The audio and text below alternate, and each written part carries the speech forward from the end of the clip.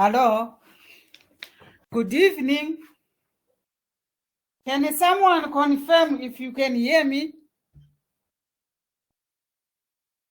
We can hear you, Prof. Okay. Let me start because I want to cover a bit of some ground today. As I promised yesterday, I prepared this slide in February. I just modified here and there specifically for data analytics students. I promised that I want to show you how we link what we have been doing with when you write the dissertation report, so that what we are talking about as theory makes sense and give a picture of what we actually expect to get when you do the dissertation part. I will be talking about what you really need to know, what you don't really need to know. When you write a dissertation, after doing these research methods, you are going to be asked to do a concept note, then write a proposal. Then you will be expected to defend the proposal. I realized with the University of Namibia, for example, their defense is really like an examination. I think they get marks for doing a defense. They write the concept note. For them, it's about 6 pages. Ours is about 4 pages. Yeah, but then we don't really expect our students to get a mark out of the proposal. But at UNAM, they actually expect people to do the defense, which is adjudicated by almost 20 university lecturers or supervisors. It's very intense, and you should be able to defend what you want to do and explain to the audience what you are actually trying to do. Then we look at the chapterization, which is an activity that we do. You write a report after doing the dissertation. Then you go through an anti-plagiarism check. This time around, we suggest that your supervisor will be checking for anti-plagiarism, for plagiarism that you submit, so that by the end of the dissertation session, you will have present your own work. Then you do a draft submission, which is marked. Then they are sent back, and then you make corrections. After corrections, you then make a final submission. After final submission, that's when you get your transcript. So it's a real long process, and you need to be on alert when you do the writing process. Now, just a recap. We said you need to understand your situation thoroughly. That means for you to generate a new problem, you have to go through a lot of literature review, a lot of reading, so that you are convinced that there is indeed a gap that needs to be filled in. Indeed, something that you can do something about. Your group and the groups that are to follow are actually lucky, because previous researches were simply analyzing, evaluating, and they were not really moving further to do the Education 5.0 component. So you are going to have a lot of gaps in the literature that you read, that most of the people were just doing it on the theoretical level. And you want to go further to the practical level of developing a framework. And usually that is what we are going to be expecting you to be doing when you do your dissertations. So you identify a problem, then you formulate a query. You will be able to define and write the problem statement. Then you conceptualize your research design, that is the literature review, the concepts, the theories, and everything. Then you choose a research design. That's when you have to go through your what is underpinning your study, your approach, and then your design and so on. Then you look at the value and cost of your research. In other words, you look at hypothesis formation, information, and all those things. Then you develop instruments which your supervisor will approve. And then you look at sampling design and the data set that you want to do. Then you write a proposal. The proposal is then accepted by your supervisor. After which, once it is accepted, you go on to collect the data. Then you do the data processing, data analysis, and interpretation. You derive your conclusions and recommendations from there. Then you write a report and share or implement your findings. And then another person is going to review your dissertation and also come up with another situation and start another cycle of a research. In other words, we are confirming that research is never done and completed. When you do a piece of research, you will find another problem cropping up and you will say, my study had a limitation. I wish I could also have done it. Now, a concept note is something that you give to your supervisor, to a prospective, or to Mr. Chitimbe, for example, here, our administrator, who will sit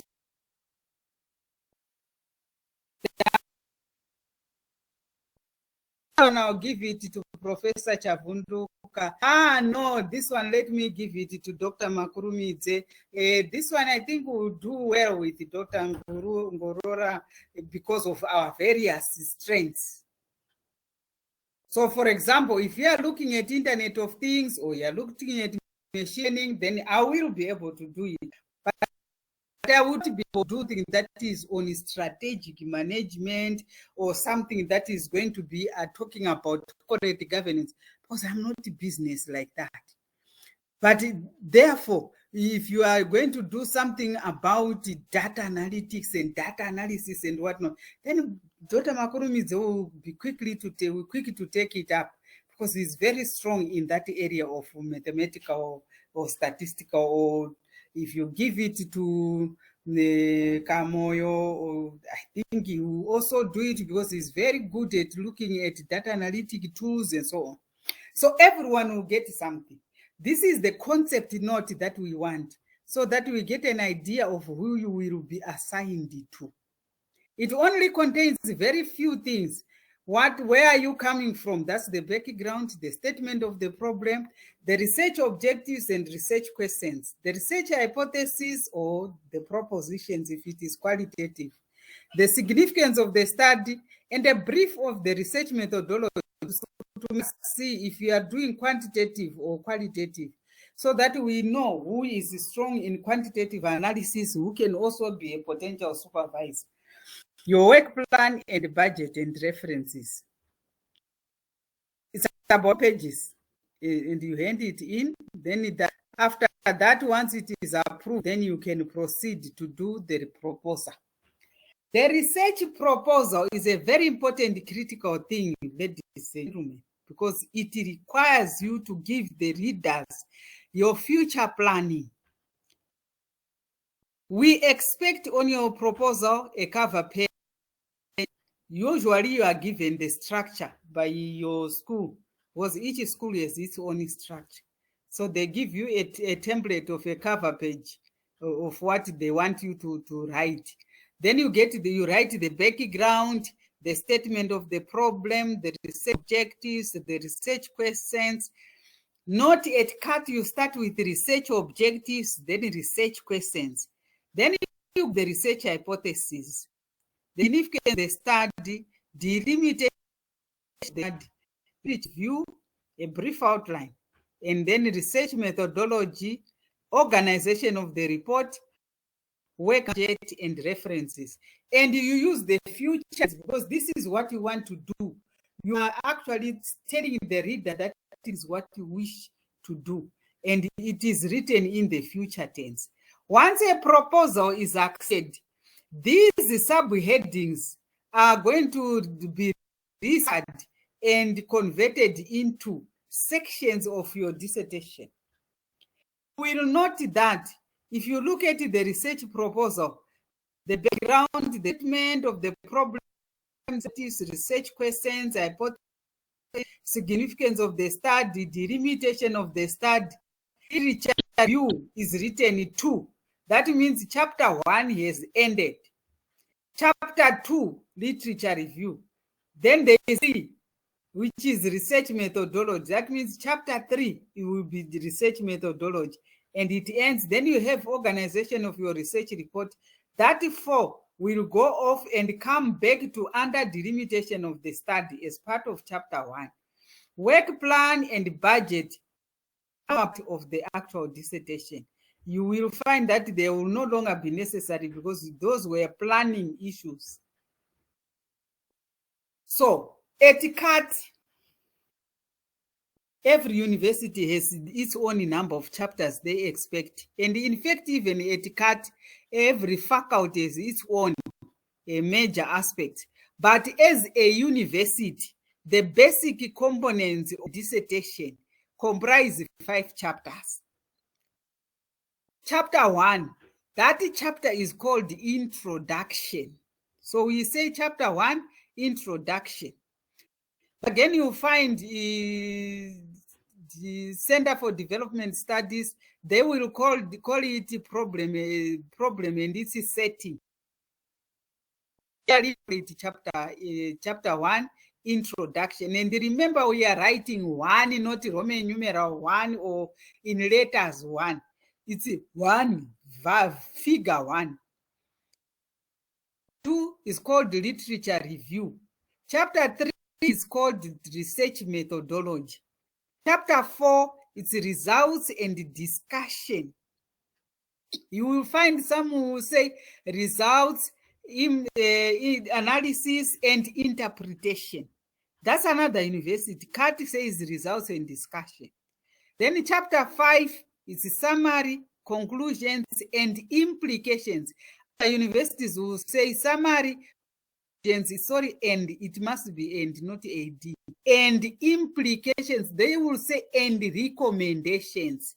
We say and implications. You know, ladies and gentlemen, if you are not very careful about what I'm talking about today, if you hand in a dissertation with the wrong wordings of heading, subheading of these headings, we suspect that you will have copied that dissertation from another university.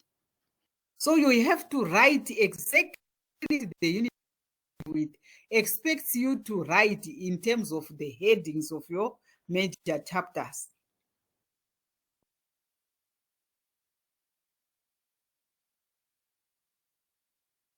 Now, I'll go down with the expectations of each of the proposals and link it again with the chapterizations that we expect.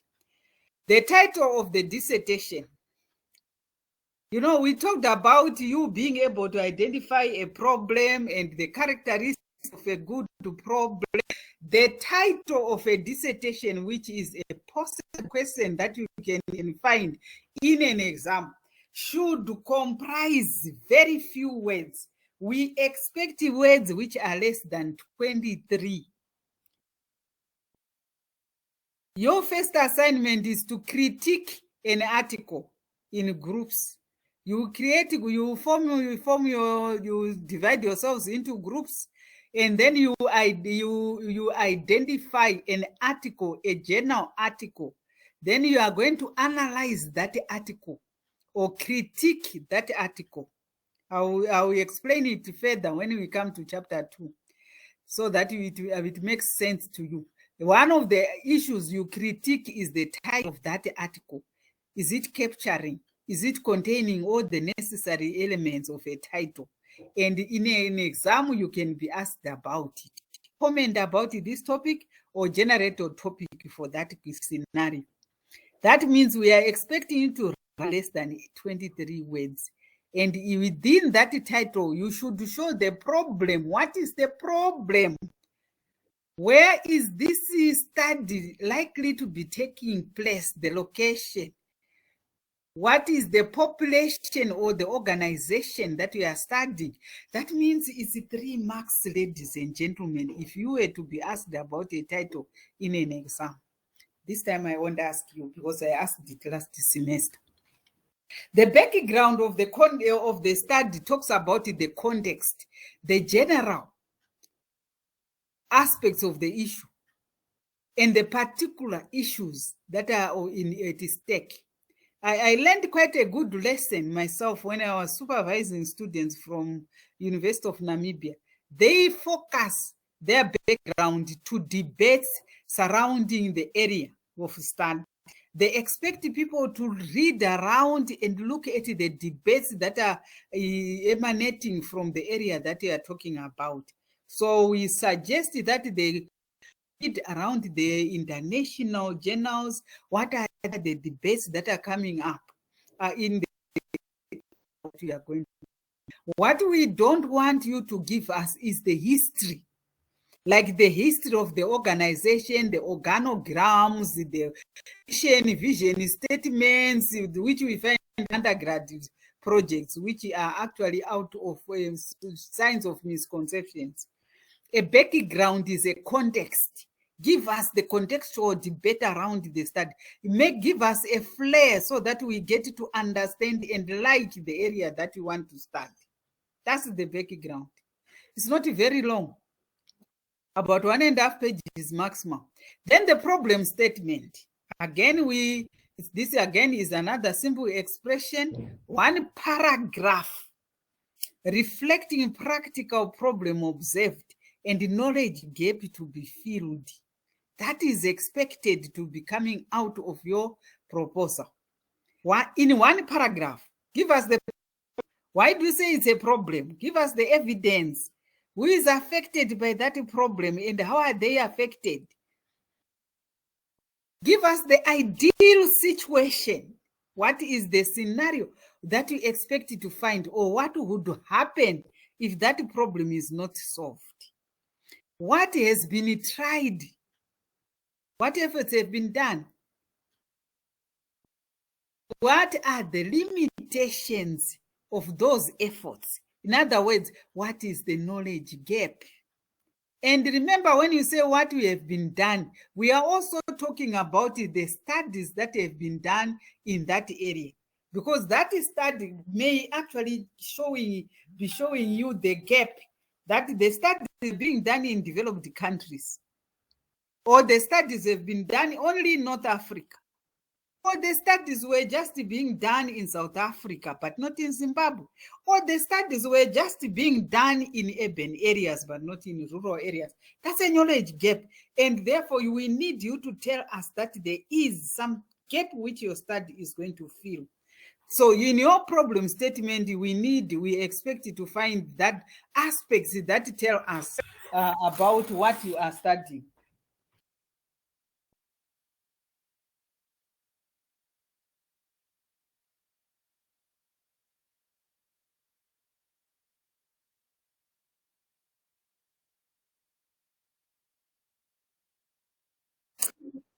Now, only when your problem is set, just 1 paragraph, then you write research objectives.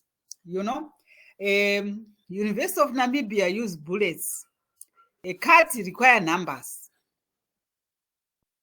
Listen to the university. What does the university want you to write? Number 1, like under the research questions. 1, to analyze. 2, to examine. 3, to develop a model. So your research objectives must be followed by research questions, and they are numbered. And we expect 3 to 5 of them. What is it? We expect 3 to 5 of these objectives. Akapfura 5 chokwadi haumakwanisi data racho nerakakurisa zvisingaiti. It becomes too much. In fact, PhD level, we expect as well. You know, but not less than 3 for masters. But not less than we don't really want 3 for PhD, but 3 to 5 for masters, we will accept as long as they are strong objectives. So when you write objectives, start with the main. What is your overall goal? What is it that you want to see coming out of your dissertation? And also, what is your main research question? Then specific objectives, then specific research questions in that format. Data analytics, we would be very disappointed whether you are doing a qualitative study or you are doing a quantitative study, not to have a proposition or a hypothesis, because what is it that you will have come up with if you did not analyze data or test data or deals with data or play around with the data? So we then expect you to at least give us research hypotheses or hypothesis SES if there are more.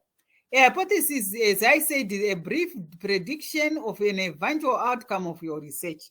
And although we said there are null hypotheses, my H note, which they are saying, oh, is equal or there's no differences existing between whatever, as I said. We at GBS, at CAT, we write alternative research hypotheses. Some use HA. I prefer H1 because it's easier to work with. H1, H2, H3, H4. You know, it's easier to manipulate and it's easier to talk about, it's easier to work with than HA1, HA2, and so on. For example, write it in such a way that, this is another possible exam question which I normally ask students because I expect it to be written correctly. Ladies and gentlemen, when you write a hypothesis in an article, in a dissertation, the notation must be correct. H1, H2, H3, H4. Sometimes we encourage people to have the 1, 2, and 3 as the subscripts, but we expect to find the H1, colon, not a semicolon. In an exam, H1 colon is a mark. Then perceived service quality has a statistical positive effect on consumer satisfaction. You know, statistical positive. You are now writing as a data analytics person. I would not mind if a master in strategic management, this person would write perceived service quality has a positive effect. But data analytics, we expect you at least to be more careful and say perceived service quality has a statistical positive effect. Or even to say a statistically significant positive effect, because there could be an effect which is positive but which is not significant, because you are going to be doing deeper analysis than simple analysis than the other groups. So whichever you want to, way you want to express your hypothesis as, what I'm saying is express them in as explicit manner as you can. The effect of consumer satisfaction on consumer loyalty is stronger for female than for male MSc students. What I want you to reflect on this hypothesis, or on the hypothesis that you put, is that there must be a dependent variable, independent variable, and the variables must be the same in a number. If you are looking at a null hypothesis and then an alternate hypothesis, what we express in a null hypothesis should be what you express in terms of variables in the alternate hypothesis. Ladies and gentlemen, when we talk about a hypothesis, you must be very clear and always remember that an independent variable in one circumstance can also become a dependent variable in the next circumstance. So you have to be very clear, and we will be talking, or you have talked about operationalization and whatnot. We want those things to be very. You should be able to identify, so write a significance of your study. You know, some people write what is the rationale of the study. Some will say what is the justification of this study. Some will use words, but Cat will use significance of the study. So we don't say rationale, we don't say justification. We say significance of the study. That means if you are to write a significance of a study in Etiquette or in any research, we expect you to identify all the stakeholders, including yourself, and how they will benefit from that study. In other words, demonstrate beyond doubt that the investigation will come up with new knowledge, with a product that is going to be useful.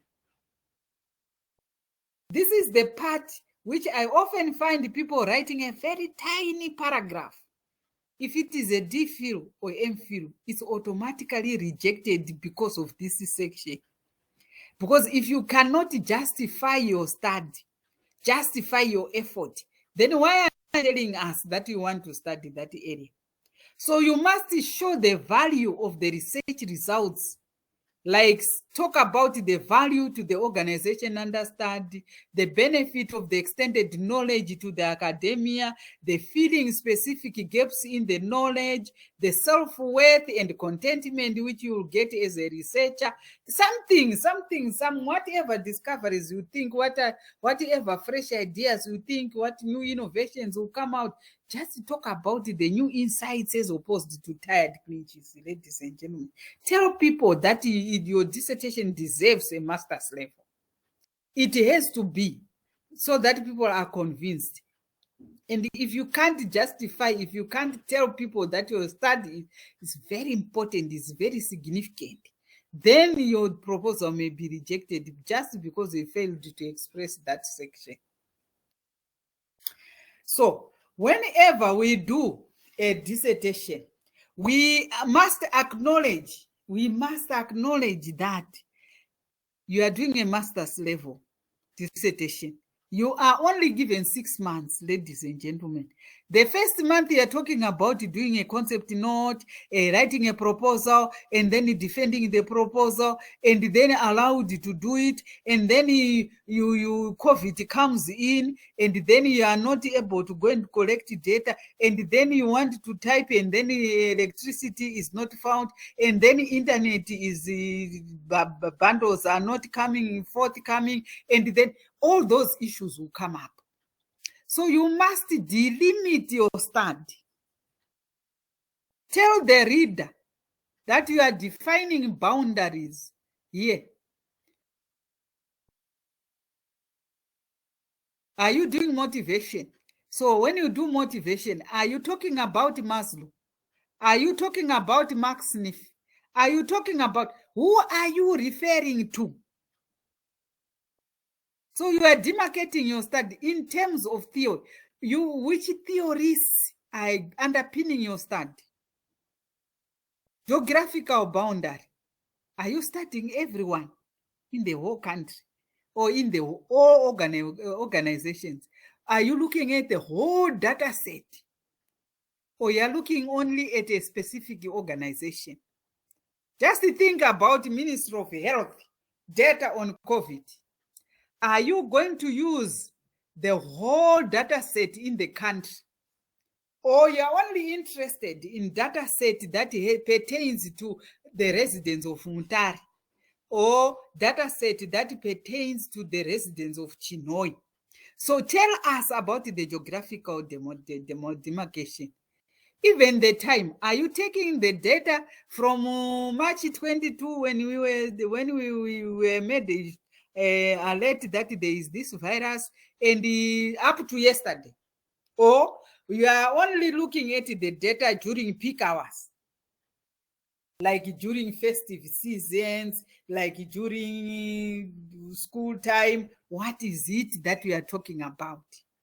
Then talk about the target population, and for you, it's the data set. Talk about it. Where is it and what are you focusing on? Then the field of the study, which aspect are you looking at? You could even delimit according to the concepts. What are you talking about when you say branding? When you are looking at, I was looking at a study, we were looking at drug resistance or drug adherence. What are you talking? What are the concepts that you are more interested in? Make it the reader understand your boundaries. Because one will say, why did you not study this and that? And some people will appear to know more than what you did, but they will just be testing you to see if you talk and say, no, I'm interested in that aspect. I did a study on the competences of academics on using ICT for research, for example. Then someone would say academic. Which academics? University academics and academics. Are you saying only those who are teaching? Academics, does that include the VC or the BESA? Because the academics as well. But these are people who possess that, but I'm not interested in all of them. I am interested only in the lecturers that are teaching, the academics that are currently teaching students. Because I am interested in understanding and knowing how they are using IT to teach students now, because there is lockdown. So I must be very clear about who I am studying. And therefore, you must justify your choices. Why are you taking those people? Then outline of literature review. Include only the major theories. You know, if you go through the literature reviewing process that we did in class, you realize that you need to talk about the theories that we were looking at and then the studies that were done. But what we are interested in a proposal is which major theories, which major authorities are you going to refer to for which objective, for example. Then the research methodology will include the research philosophy, the research approach, the research design, and the design we want to know if it is a case study, if it is a descriptive survey, if it is an analytic study, if it is an experimental study, if it is a quasi-experimental. We want to know what it is. If it is a field experiment or if it is a controlled experiment, whatever. Is it a correlational case control study? What is it that we are talking about? Is it an observational study and so on? Talk about your target population or your data set. Accessible, that which you know you are going to arrive at. And tell the reader the sampling frame. Urikuitora pai data set yauda kustada yacho. Unoitora kupi, inobva pai.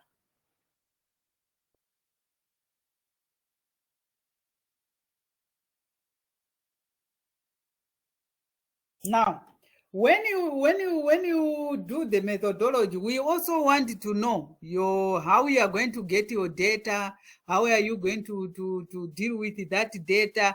Then we need to know how you are going to process your data, what is statistical packages are you going to use, what is statistical tests are you going to think about all those. For quantitative studies, for example, we want to know the descriptive statistics that we are going to do. Are they frequencies, percentages, means, standard deviations? Are they chi-square tests, t-tests, ANOVA, f-test, regression analysis, structural equation modeling? What is it that you are going to do? Software packages that can be used to execute that quantitative analysis will include one statistical package for social sciences, one AMOS, one ARA, one STATA, one AN. Tell us what we are going to use. And usually, like University of Namibia would ask you the version. Is it SPSS version 20? Is it AMOS, SPS with AMOS? What is it? Tell us. And for qualitative research, they also have their own qualitative data analytic tools like NVivo, like a CS Pro. Tell us what you are actually going to be using so that people know how you are going to handle your data.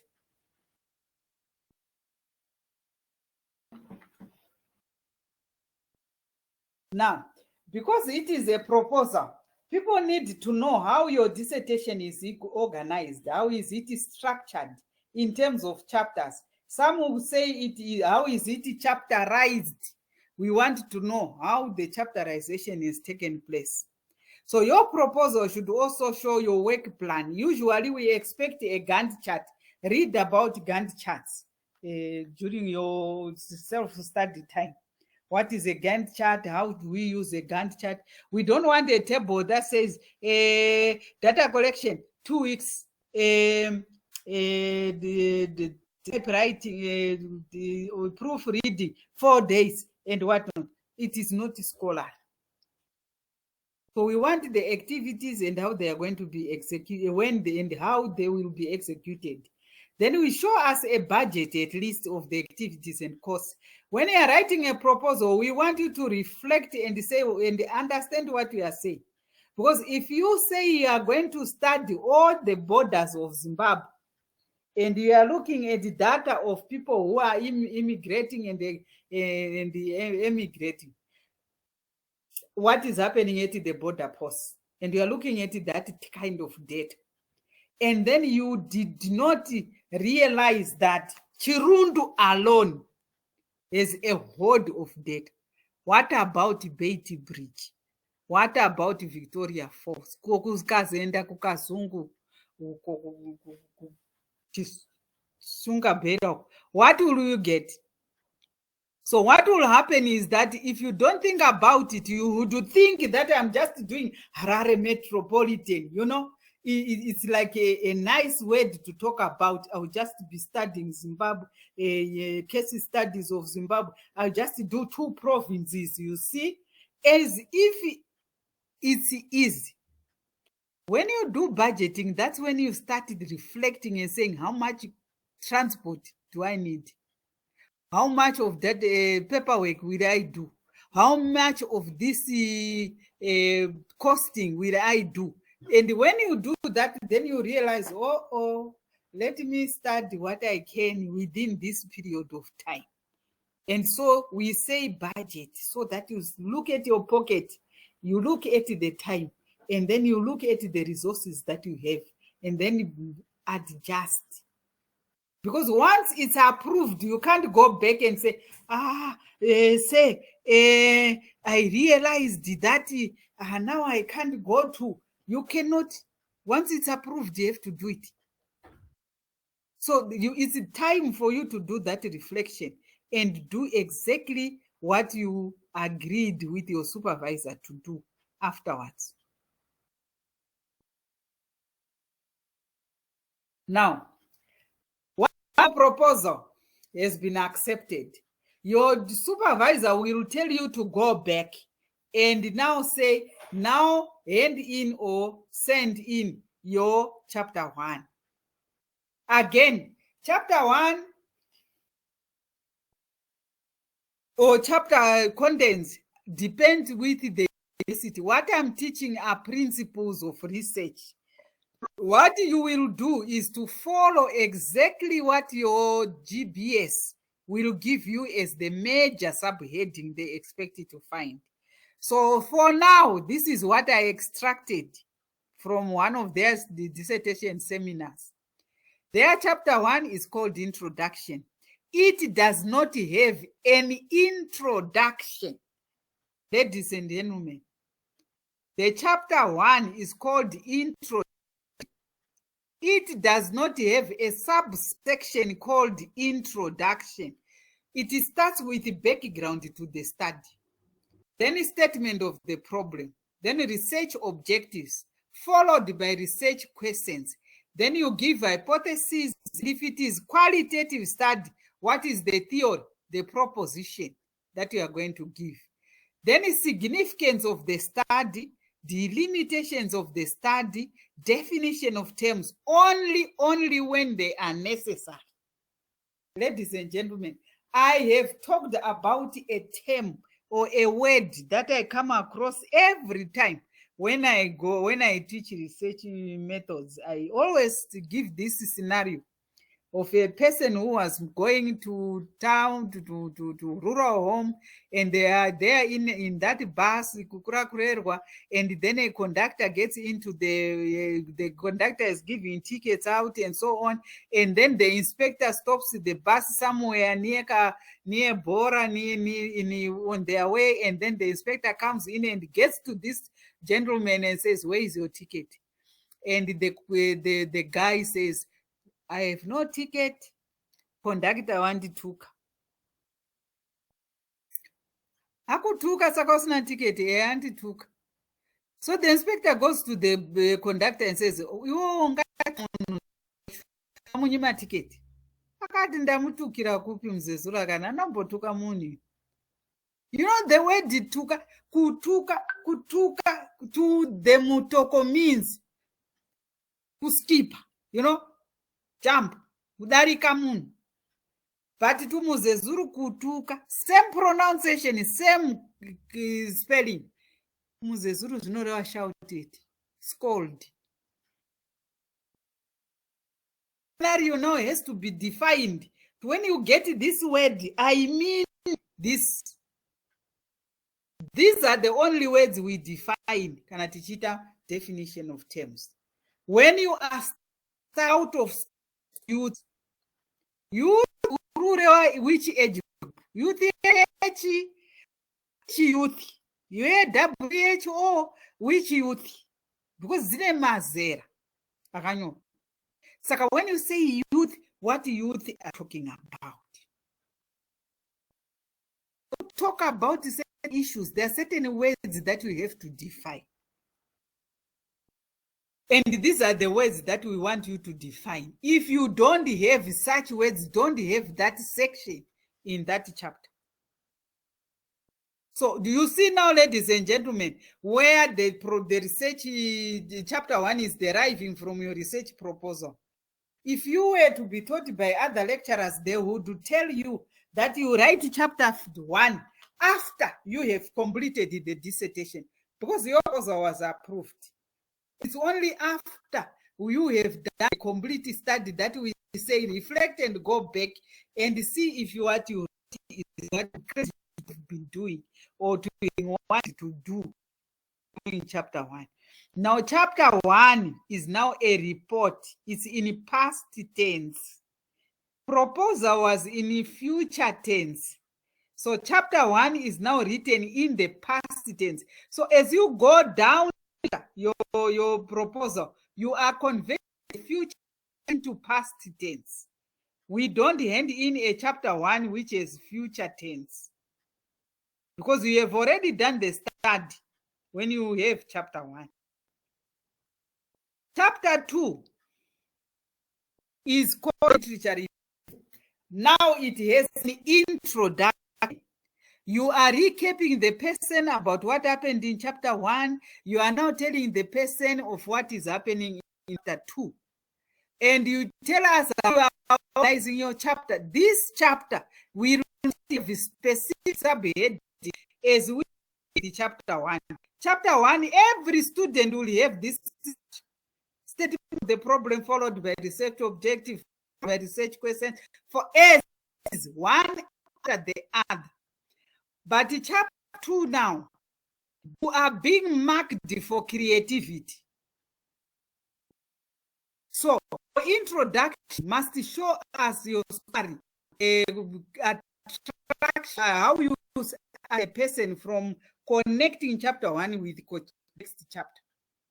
Then we normally expect people to talk about the key concepts, that the conceptualization feature, how is coming up, that you, ladies and gentlemen, that you are beginning to master your area. And therefore you must read and understand your area under 2.1. You also read the theoretical, the theory that are underpinning your study. relevant theory of each of your subject areas we are dealing with. And you have to be guided now by your research objectives.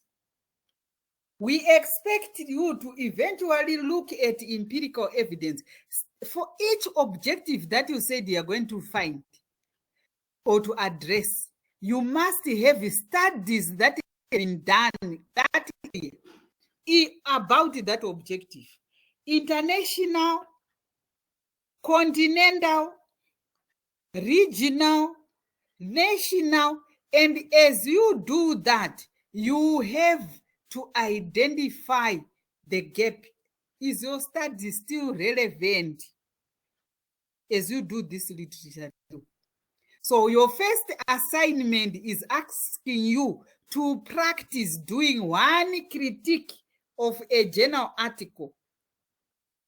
So in your groups, you do a critique, you identify a journal article, you read through that article, and then you critique it, because that empirical evidence is the critique that you will be doing.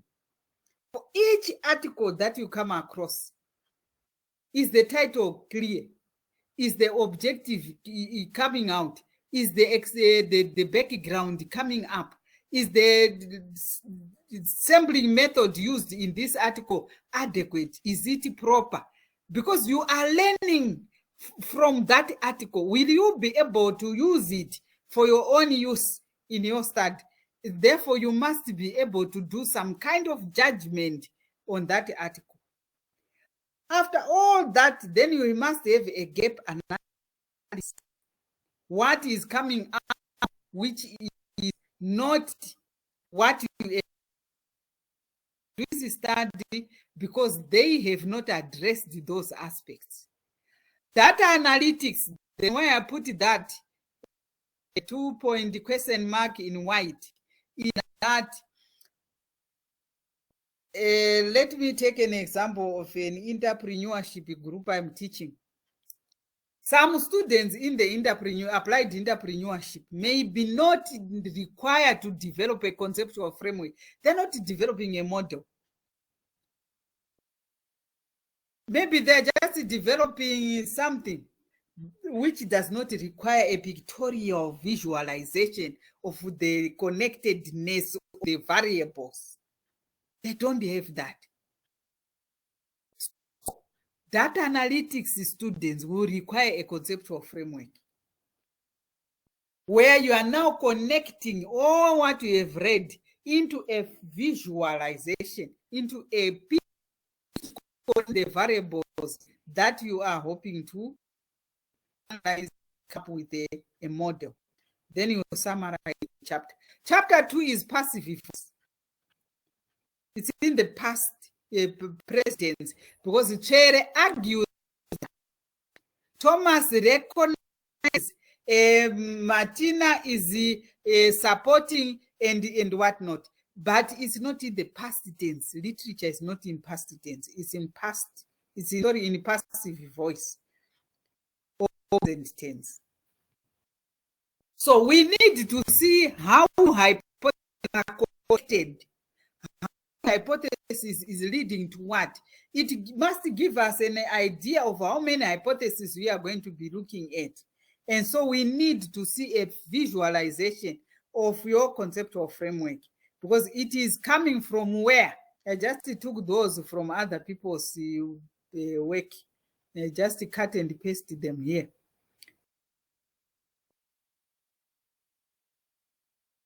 When you write literature review, do not politicize. Avoid vitriol or slander. Guard against fury and bitterness. You know, I was marking some people's literature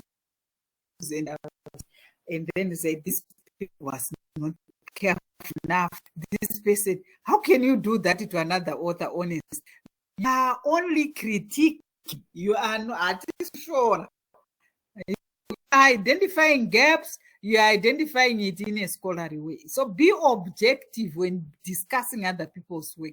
Do not write notes when you are doing literature review.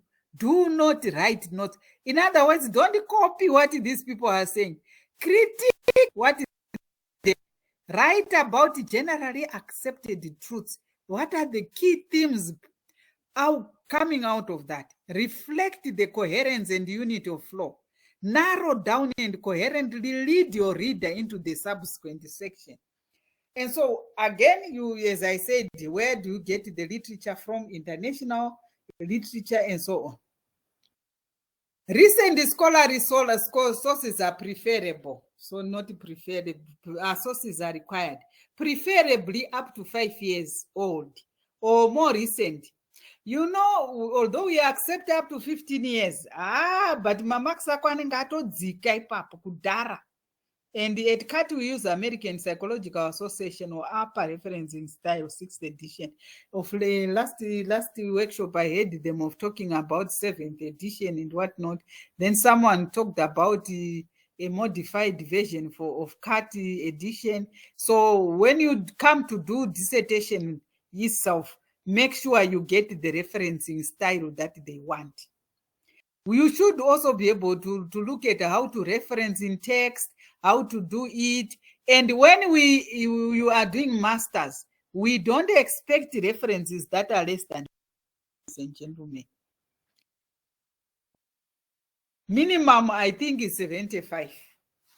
50 is for proposal. Then you see now what we have been talking about is coming and being packaged into a structure. The methodology section starts again with an introduction, research philosophy, research paradigm, research design, target population, sample size, sampling method, research instruments, data collection procedure, validity and reliability, and if it is qualitative credibility of findings, then ethical considerations, data presentation, analysis, and discussion, which we were doing yesterday, and then chapter summary. So all what we have been talking about falls under chapter 3. And if you are a data analytics student, we expect you again to give an introduction. What is your philosophical approach? That is the usually if you are doing quantitative work, then we are guided by positivism, which says reality is concrete and is measurable, and we can test hypotheses. You look at the research paradigm, which is talking about quantitative research. And quantitative research means we are quantifying things, and we are guided by the philosophies of positivism. Research design, as I said, we are looking at, is it experimental? Is it cohort, case study? What is it? Tell us. Then data source. Do you realize now I'm talking about data source? I'm not talking about population. Why? Because I may not be studying people. I will be studying data which is in that database somewhere. So I have to look at that source. That's my target population. Where is that source? Where do I get that data from? I'm now not talking about a sample, but I'm now interested in the materials and using. What are the materials and tools that you are going to use? And this is an aspect that you learn in data analytics. You have specific tools that you use. You have specific steps that you follow. Then we want you to operationalize. Operationalization. You remember I said independent variable, dependent variable, key concepts that you are dealing with. Here you have to define them. Operationalization means how are you measuring them? If it is a perception, what is the scale like? If it is an attitude, what is the scale like? How are you operationalizing company, the brand loyalty? How are you measuring motivation? We need to operationalize that. Then data collection procedure, we need to know how you are handling that data. How are you getting that data from that source? How are you dealing with it? Then talk about validity and reliability. Then a data analysis procedure, or when we say data analysis procedure, we are more interested in the statistical technique you're going to be doing. You do this in quantitative areas that you learn, and this is where you are now applying them in research. We also need to look at the ethical considerations, how you handle data ethically. Then chapter summary. Again, remember, for at master's level, we expect you to triangulate. To triangulate is to mix approaches, is to mix methodologies, is to mix techniques. If you, for example, I'll use an example of not data exploration. Ukamboita F-test, data reduction, ukamboita factor analysis, ukamboita simple regression, ukamboita multiple regression. Zviya zvokutsvaga kuona kuti how if I manipulate this data, what will come out? If you are doing like a normal social scientist who is using an interview, and who is also doing an observation, and who will also be doing a questionnaire or a survey, and then for their data collection, they will do an interview. They will administer a questionnaire, then do an interview, then observe. When they analyze that data, they analyze the quantitative questionnaire questions, triangulate it with the observation and the interview that they did. In other words, we are saying don't just rely on one technique. Otherwise, you don't show rigor in the study that you are doing. So again, when you write the methodology, it must flow, it must sink, because the philosophy should tally with the objectives. If it is interpretive, it's quantitative, we are looking at cohort studies. If it is positivism, we are looking at quantitative, that's a descriptive survey, analytic survey. If it is pragmatism, then you are looking at mixed methods. You are mixing positive, quantitative and qualitative. Therefore, we are looking at either a survey or an experiment or quasi-experiment, whatever. We want you to tell us that how that flow is coming out. It must come out neat. We have talked about issues of the ethics pre-study, during the study, post the fieldwork. Issues of informed consent, privacy, integrity, causing no harm, intellectual property, objectivity, disclosures, and so on. And how you manage the ethical dilemmas which we were talking about yesterday. Tell us how you managed them, because they may be relevant to your study context.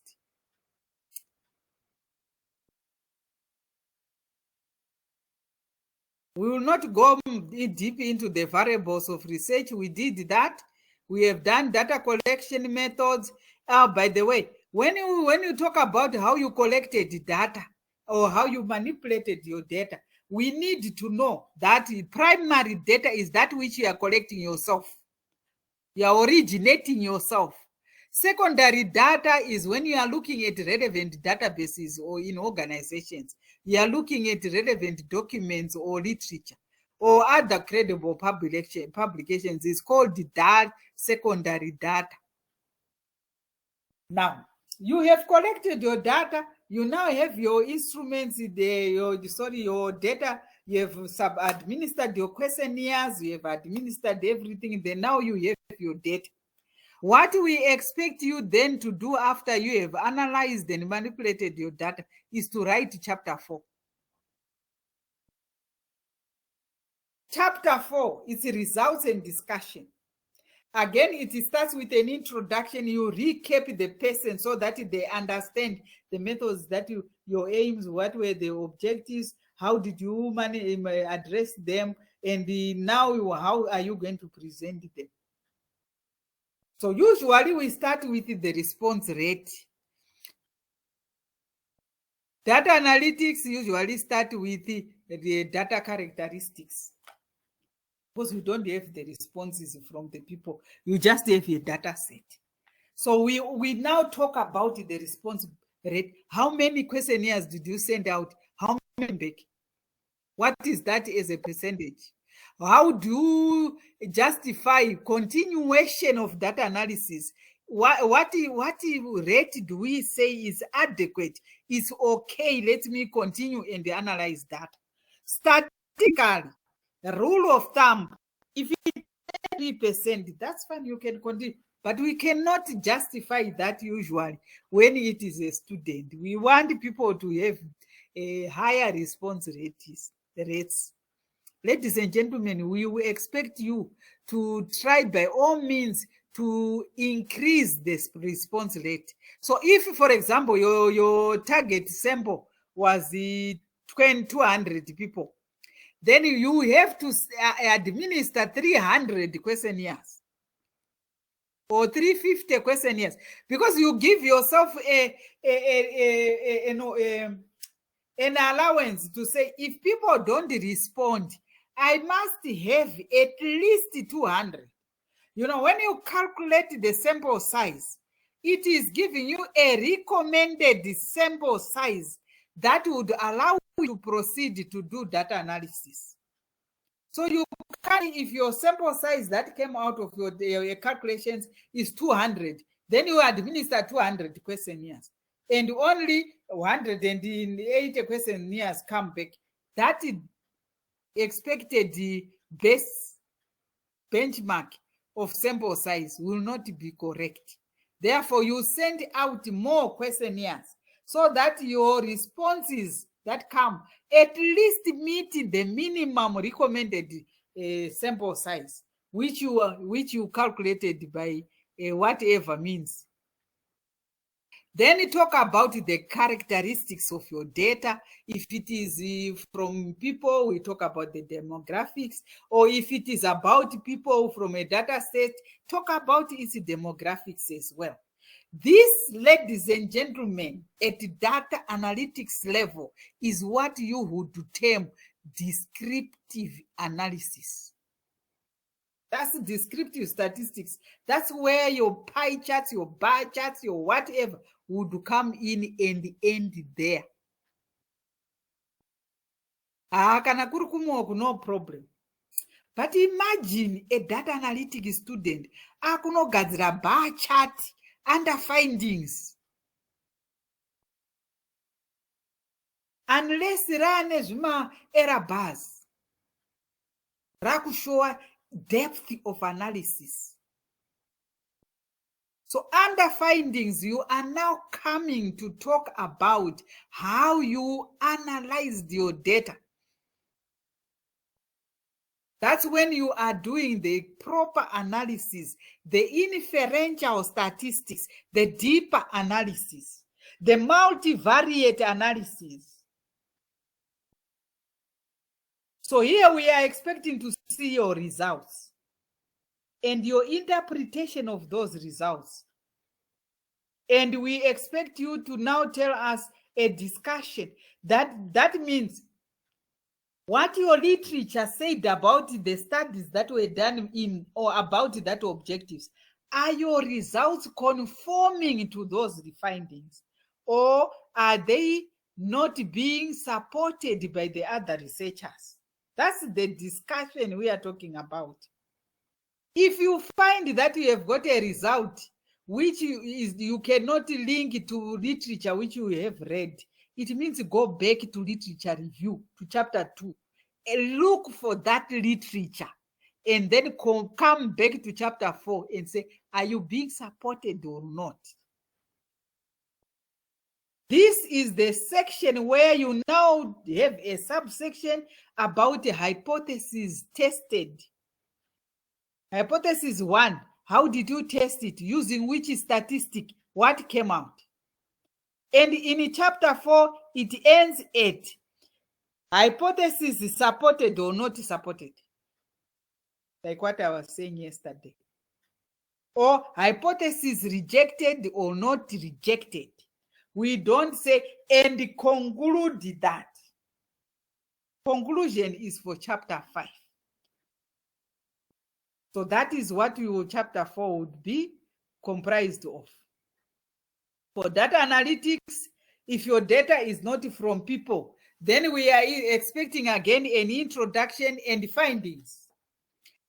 You are describing your data, you do descriptives, you do inferentials, you do thematic presentation or concept-based, not question by question. You are looking at objective by objectives. Then you are looking at your figures and your tables, continued. This time they are saying you don't have to continue from previous chapters, just do what the faculty want you to do. Then do an analysis and interpretation of your results. We want your readers to be able to understand what you are coming up with. There are certain pictures, there are certain funny figures that will come up when you do this analysis, which require a statistician to understand. But you don't know who is going to mark your dissertation. So you have to communicate your results. Communicate your results to the readers. What does that diagram say? What does it tell? What is it meaning? When you look at a structural equation model, for example, there are intervening variables, there are many variables involved. You need to tell people what these things are, and they need to understand it. We had one scenario where a PhD student was actually presenting.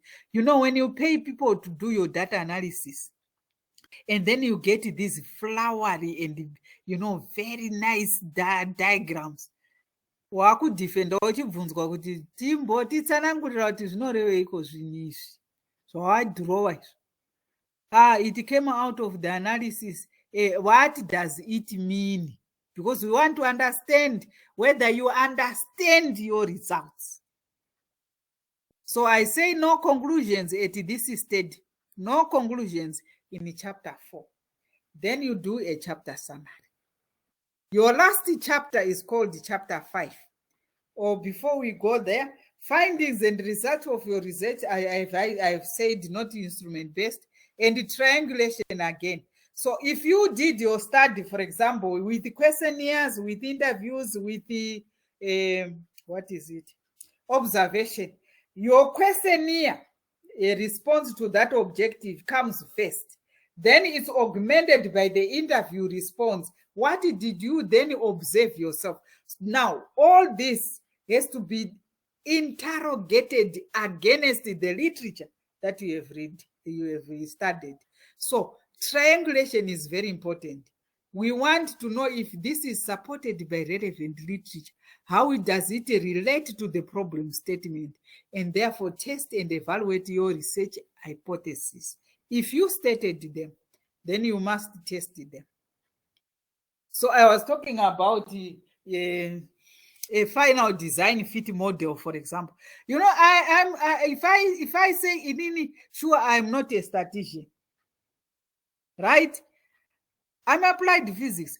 I only understand some of these things from a physics perspective, from mathematical computations. But this person is statistical, and this person has done a structural equation modeling, and this person is giving me this type of a diagram. And I must interpret it in terms of intervening and the intervening variables, and then confounding variables, and then what do those in squares mean? What about this in circles? What are then those little nodes coming from? What are these lines representing? I need to know. And therefore, if you give a person this kind of a result, because that's the final model anyway, explain it to the reader. They want to know. But now data analysis is not an end in itself. Data analysis procedure.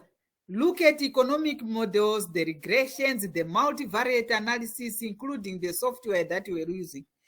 Tell us whether that evidence is supporting or refuting the original hypothesis. And always understand when to accept or to reject a hypothesis, when to support or not to support a hypothesis. And conclusions should be drawn when you explain your hypothesis results. And your discussion, your thing must be coherent and show sound coordination, not disjointed scatter of mind. You know, unongoona data kuti rakaanalyzwa, but riri kuflowa here data racho. After you have done chapter 4, you sit back and start reflecting. Then you start saying, data ratopoka, watonyora chapter 4. Then you start saying, is the topic still relevant? Is it the same wording that I should maintain? Was the problem statement clear? Have I solved it in full or in partial? Is the solution innovative? Have all objectives been met?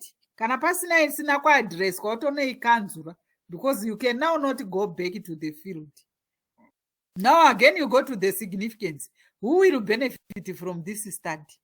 How are they being? How have my problems going to be addressed by what I have done?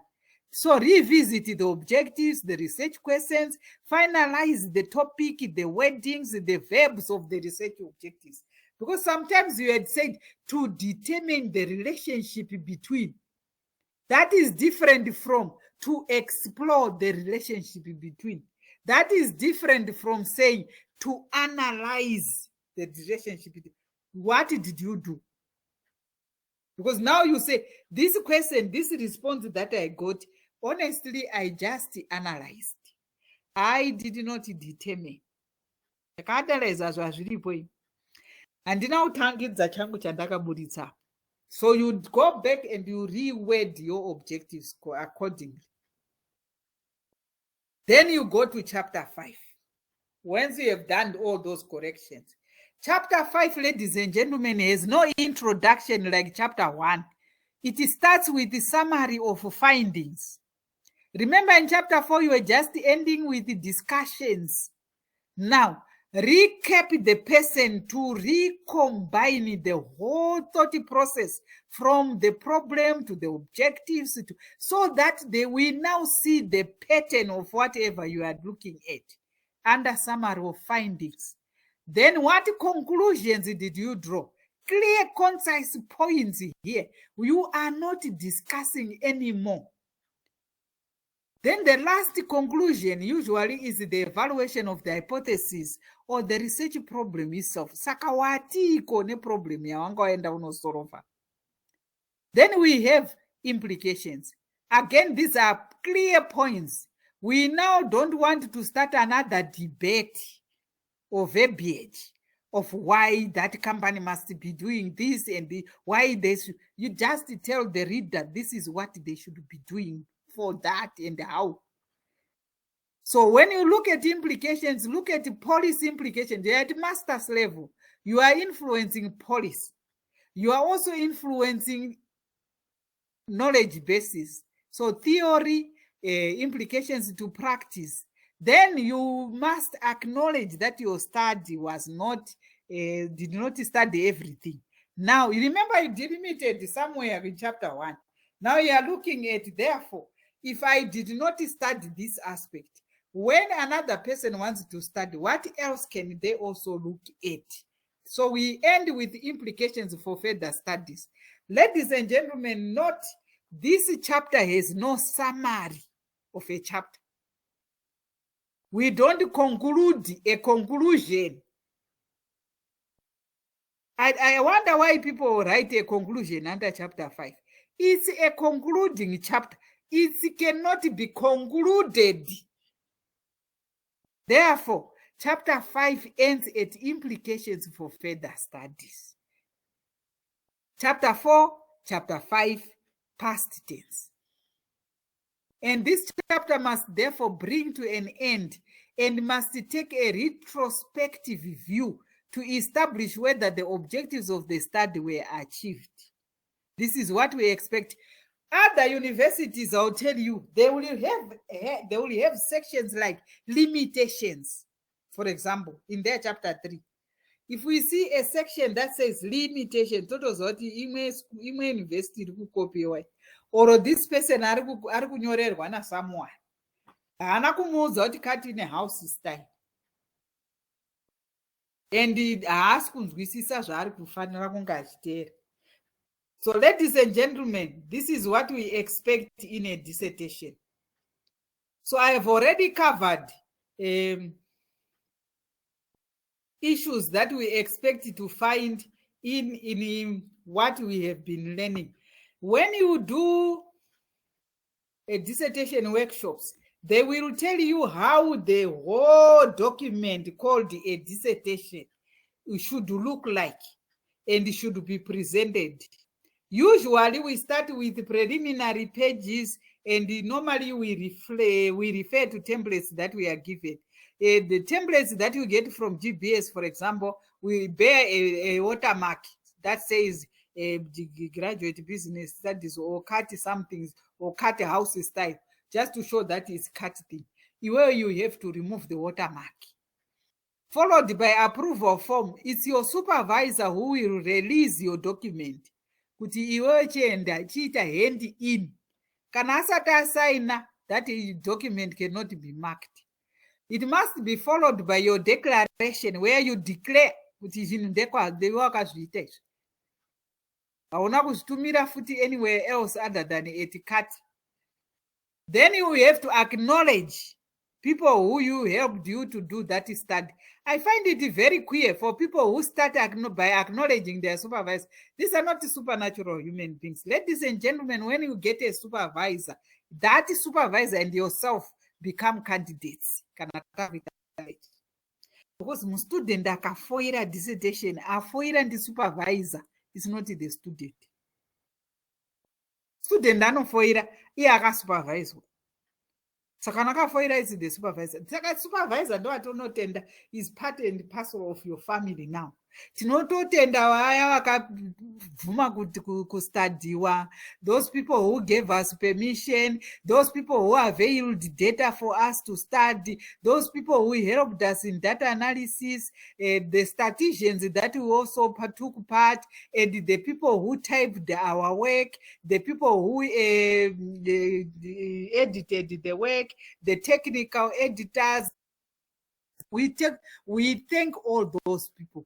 Then we thank our family. Imagine the dissertation, mwana wako akubata dissertation, hapana kana pari kumuti acknowledge my children, or acknowledge my wife, or acknowledge my whatever akakubatsira. They feel disappointed, ladies and gentlemen, because they were not sleeping when you were not sleeping. They were cooking food and giving you morale when you were in trouble.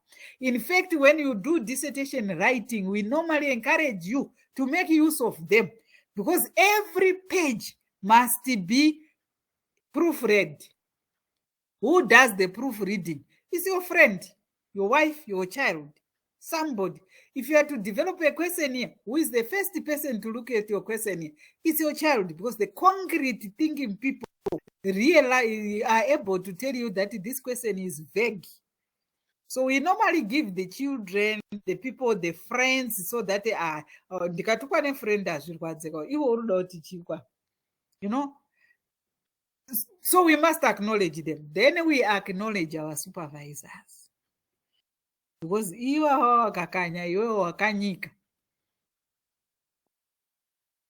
then we have abstract. Table of contents, list of tables, list of figures, list of abbreviations and acronyms, something like that. When we present the actual document, if you want, you can look at any textbook. It will have this same format. So, ladies and gentlemen, what we call a dissertation is your first publication if you had not published before. Then your chapterizations and whatever. You will be given these templates when you do the dissertation itself. So don't worry about it. And all what I'm now talking about is something that I cannot test you about. It is, I'm giving you the whole structure of the dissertation itself.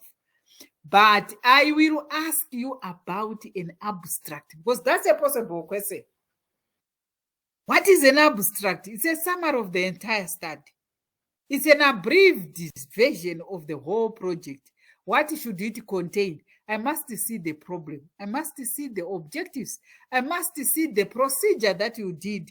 I must understand the findings, major findings. That means if you had the 3 objectives, I'm expecting 3 findings. What conclusions did you draw? And what were the implications? It must fit in 1 page. The better if it can be 350 words and below.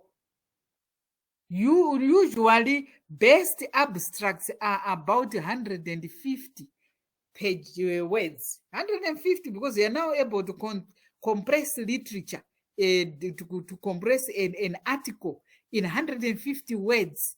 And this is what you find in a research article. Very brief. 350 years because we say please don't go beyond 1 page.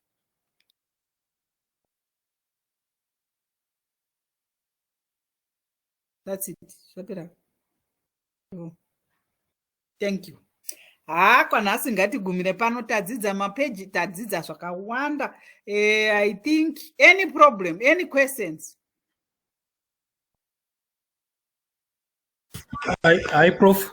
Yes. Just to ask, research is limited to maybe, if let's say I'm doing a secondary research and I want to gather data, am I limited only to Zimbabwean data, or maybe I can do UZ, University of Zimbabwe, government yedu yakanaka vasingabviri, yakatitsvagira muchina computer sorry nedata. Ukaenda paindaneti kune inonzi UNESCO, is it UNESCO or I can't remember.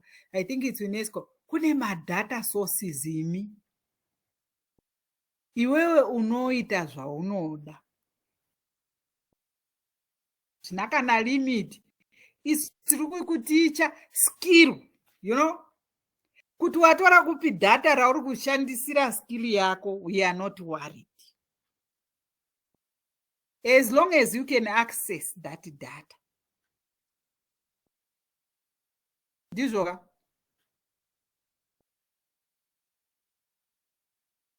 Answered. Any other question?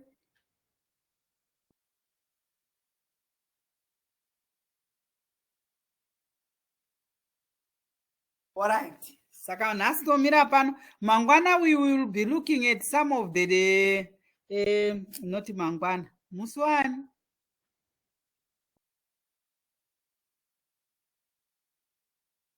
Nhasi ndiani? 13. You gave me 2 other dates.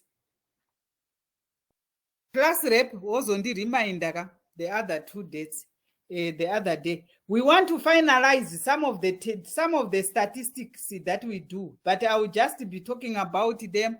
I will be assuming kuti imimi munema zvifunda ku statistics as a component of your modules. Kuno kuisusu tiri more interested in the result of that analysis that you have done. In other words, tinenge tiri more interested in the, not in you calculating the chi-square, but in you interpreting the result. I will not be interested in you doing the modeling, but in you explaining the result of the model that come out. Murunzwisisa difference here, the research methods ne statistics. Isusu, we are into interpreting data, the data that you will have interpreted or will have analyzed. What you do during the analysis is statistics. Isusu, we want the result of that analysis to research. And what does it mean? That is what we will be doing in the next lecture. I've managed to record this whole session. So again, it will be part and parcel of the what is it?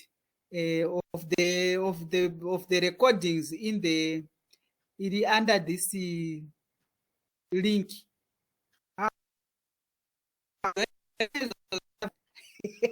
Sorry, hama yangu. Inini chikoro datonyarara. So thank you. See you next time. Class rep, please confirm the date. But assignment one, I will put it on the chat as well. I can put it on the chat.